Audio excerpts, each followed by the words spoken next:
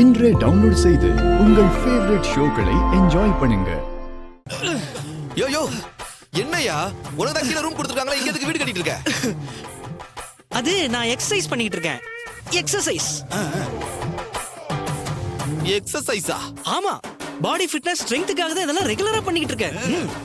That is my habit யா.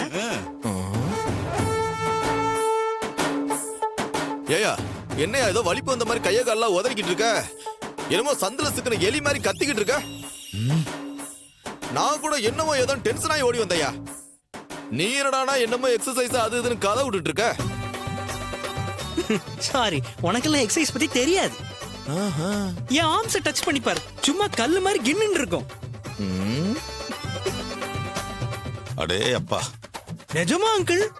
அமெரிக்கால என் friends எல்லாம் என்ன சில்வஸ்டர் ஸ்டலோன்னு கூப்பிடுவாங்க. கேர்ள்ஸ் எல்லாம் என்ன வேன் டேமன்னு கூப்பிடுவாங்க. வேண்டானா விட்டுற வேண்டியதானப்பா, அவங்க பின்னாடி ஏன் போற?